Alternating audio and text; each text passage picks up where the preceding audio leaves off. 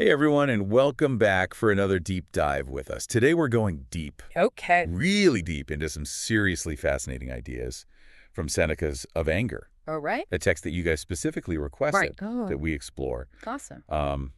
Gets this place. Seneca believed anger could actually be more harmful Wow. to the person feeling it Oh, really? than the person who caused it. Interesting. Wild, right? Yeah.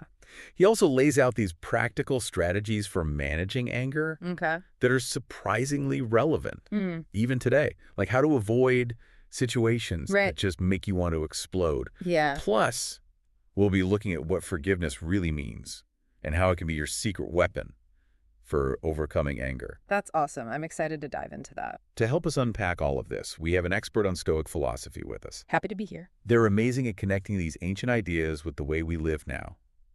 I try my best. Ready to have your mind blown? Always. Let's dive in. Seneca defines anger, not just as being annoyed, but as a much more intense emotional response Mm-hmm. to feeling like you've been treated unfairly. Mm. It's like that feeling when someone cuts you off in traffic, Oh, yeah. but magnified 100 times. Right. Right.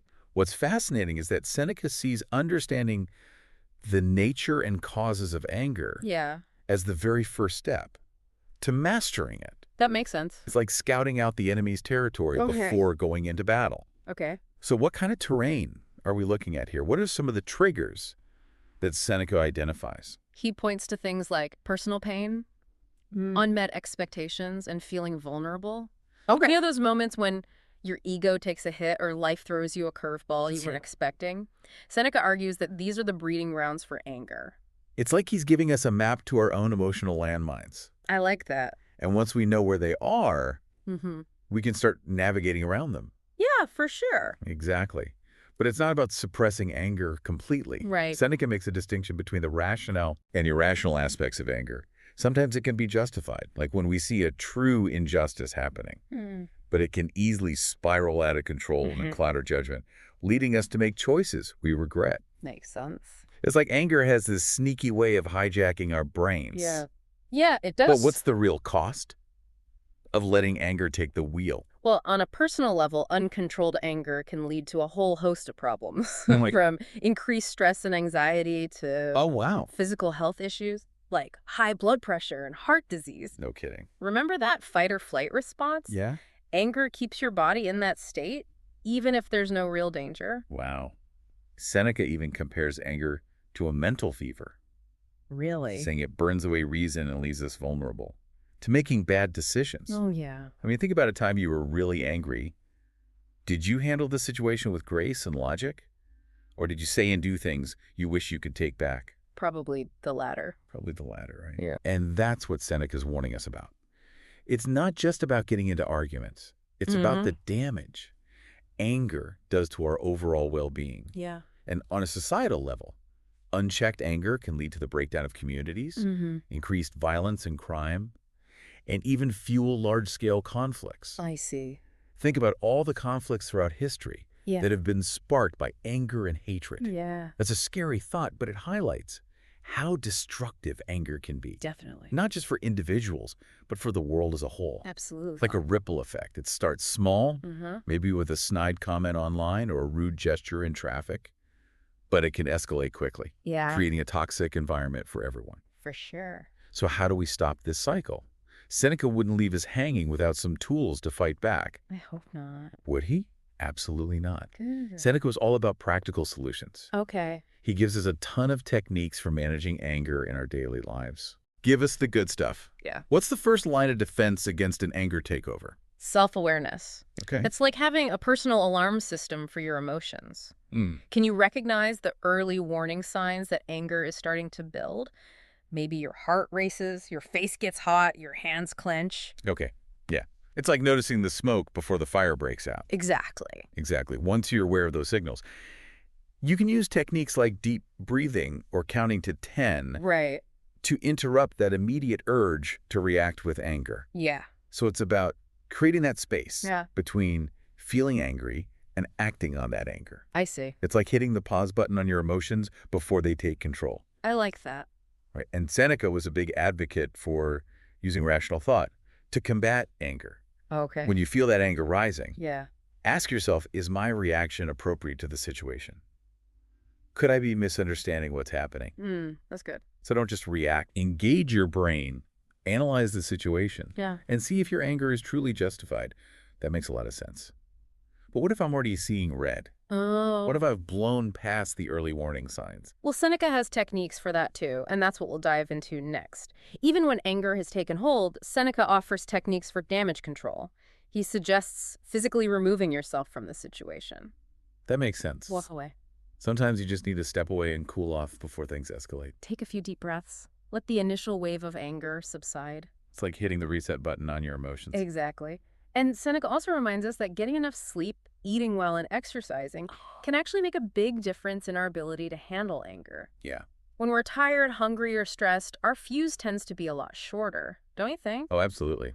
Yeah. I know when I'm running on fumes, the slightest thing can set me off. Yeah. But Seneca doesn't stop at just managing anger in the moment. Right. He also talks about how to cultivate a more peaceful life overall. Yeah. That's where his concept of living in accordance with nature comes in. Okay. For Stoics, this means living a life guided by reason and virtue, not by fleeting emotions like anger. So it's not just about controlling anger, it's about creating a life that's naturally less prone to anger in the first place. Exactly. But how do we actually do that? Well, Seneca has some really interesting ideas about that. First, he stresses the importance of choosing your company wisely. The people we surround ourselves with have a huge impact on our mindset. It's like that saying, you are the average of the 5 people you spend the most time with. Right. So if you're constantly around people who are negative, critical, or quick to anger, it's going to rub off on you. Exactly. But if you surround yourself with people who are calm, compassionate, and thoughtful, you're creating an environment that nurtures peace and well-being. It's like choosing to plant your emotional garden in fertile soil instead of a toxic wasteland. That's a great way to put it. And it ties into Seneca's advice about avoiding triggers. In our modern world, we're bombarded with things that can provoke anger. Social media, news headlines, traffic jams. It's like our anger buttons are being pushed all day long. Yeah. So what does Seneca suggest we do about it? He encourages us to be mindful of the information we consume and the situations we put ourselves in. Okay. It's not about living in a bubble. It's about making conscious choices that support our emotional well-being. So maybe that means taking a break from social media or choosing to watch a funny movie instead of the news. Exactly. When you're feeling overwhelmed. It's about setting boundaries and creating a mental space that's less cluttered with negativity and more conducive to peace. Seneca also talks about simplifying your life. Okay. And this doesn't just mean getting rid of material possessions. What else does he have in mind? He talks about simplifying our thoughts and commitments. Focus on what truly matters to you and let go of the things that are draining your energy and causing you stress. It's like decluttering your mind as well as your physical space. Yeah. So less multitasking, less overcommitting, more focusing on what brings you joy and fulfillment. Precisely. He even suggests practicing poverty from time to time. Wait, what? Practicing poverty? What does that even mean? He means intentionally putting yourself in situations where you have to do without some of your usual comforts. Oh. Maybe it's fasting for a day, taking a cold shower, or sleeping on the floor. I guess the idea is to create a little discomfort to build resilience and appreciate what we have. Exactly. It helps us detach from material things and reminds us that we don't need a lot of stuff to be happy. Right. And this is where the Stoic idea of accepting what we can't control comes into play. So instead of getting angry about things we can't change, we shift our focus to what we can control. Our thoughts, our actions, and our reactions. That's a powerful shift in perspective. It's like taking back the reins of your emotional chariot instead of letting it run wild. Seneca seems to be saying that a lot of our anger comes from wanting things to be different than they are. So the more we can accept reality, the less we'll be angered by it. And that acceptance doesn't mean we become passive or give up on trying to make things better. Right. It just means we don't waste energy on things that are outside our control. Instead, we channel that energy into what we can influence, our own choices and actions. Seneca is full of surprises. I'm really curious to hear what else he has to say about finding peace and tranquility. Well, he dives into some fascinating practices for cultivating a more peaceful mind, and that's what we'll explore next. So we're back, and I'm ready to uncover more of Seneca's wisdom on how to tame that inner beast we call anger. Sounds like a plan. He offers some fascinating practices for cultivating a more peaceful mind. One of the key practices Seneca advocates for is philosophical contemplation. Well, that sounds a bit intimidating. Like something you do in a toga on a mountaintop. It might sound that way, but Seneca assures us it doesn't have to be complicated. Okay. It's about carving out some time each day to reflect on your values, your goals, and what really matters to you. So like taking a walk in nature. Yeah. And letting your mind wander, or maybe journaling before bed. Exactly. The key is to create space for contemplation, Okay. to think deeply about the things that give your life meaning. Okay. And this can be incredibly helpful in managing anger. How so? When we're caught up in the heat of the moment, it's easy to lose sight of the bigger picture. Yeah. But when we take time for reflection, we can zoom out and gain perspective. We can remind ourselves that this one annoying situation, this one frustrating person, isn't the end of the world. Yeah, it's like putting things in perspective, remembering what truly matters. Right. And Seneca also suggests studying philosophy and history. Oh. He believed that reading about the lives of great thinkers and leaders from the past could provide us with models for how to live a virtuous life. So it's like having a whole team of wise mentors guiding us along the way.